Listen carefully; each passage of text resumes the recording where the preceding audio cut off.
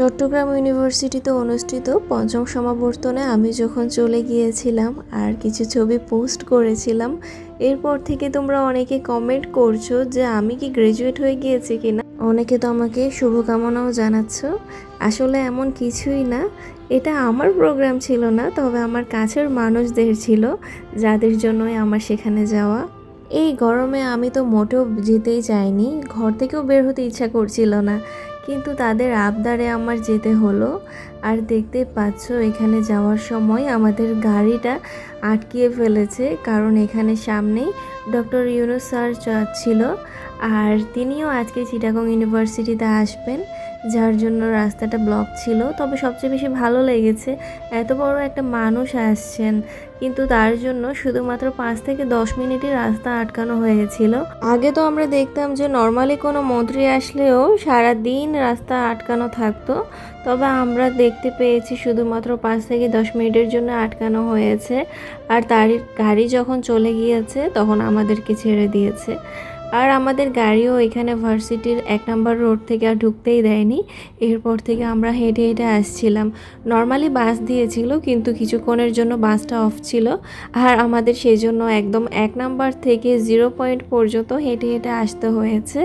তবে সমস্যা নেই, আমরা এখানে গল্প করতে করতে আসছিলাম, আর সময়টা অনেক দ্রুতই কেটে গিয়েছে। গিয়েই তো ফার্স্টে একটা দোকানে বসে গিয়েছিলাম, সেখান থেকে একদম কিছু ঠান্ডা ঠান্ডা খেয়ে নিয়েছি। খাওয়া দাওয়া করে আবারও হাঁটাহাঁটি শুরু করে দিচ্ছিলাম, আর এখন যেখানে তিনি বক্তব্য দিচ্ছিলেন সেদিকেই যাচ্ছিলাম। আর এই দিনটাতে এত বেশি গরম পড়েছে, আমরা সকলেই তো জানি এপ্রিল মে মাসে সবচেয়ে বেশি গরম পড়ে বাংলাদেশে। আর এই গরমের মধ্যে অনুষ্ঠানটা হচ্ছিল। আমি তো দোয়া করছিলাম যে একটু যেন বৃষ্টি পড়ে, বৃষ্টি পড়লে একদম সব কিছু ঠান্ডা হয়ে যেত। আর চারপাশে যত স্টুডেন্ট ছিল সবারই অবস্থা একদম নাজেহাল। তো যা বলছিলাম সেটা হচ্ছে, তোমরা অনেকেই ভাবছো আমি গ্র্যাজুয়েট হয়েছি, আবার অনেকেই জানো আমি কোন ক্লাসে পড়ি। আমার বাবা গ্র্যাজুয়েট হতে আরও কয়েক বছর বাকি আছে। আমি এখনও অনার্স সেকেন্ড ইয়ারে পড়ছি, তো আমার আরও কিছু সময় লাগবে, যার জন্য তোমাদের ওয়েট করতে হবে আমার রিয়েল গ্র্যাজুয়েশন সেরেমনি দেখার জন্য।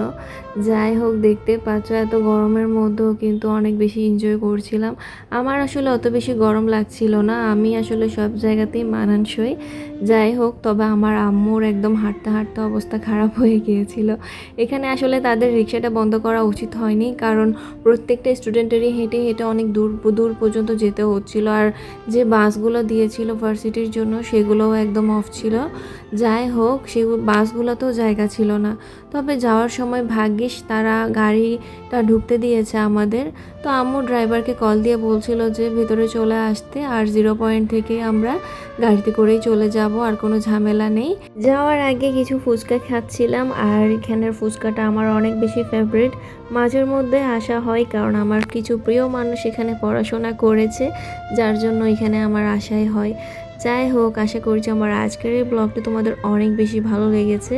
আজকের এই ব্লগটি যদি একটু হলেও ভালো লেগে থাকে, চ্যানেলটি সাবস্ক্রাইব করবে। যারা ফেসবুক পেজ থেকে দেখছো, ফেসবুক পেজটি ফলো দিয়ে দিবে, আর ভিডিওতে একটা লাইক দিতে ভুলবে না।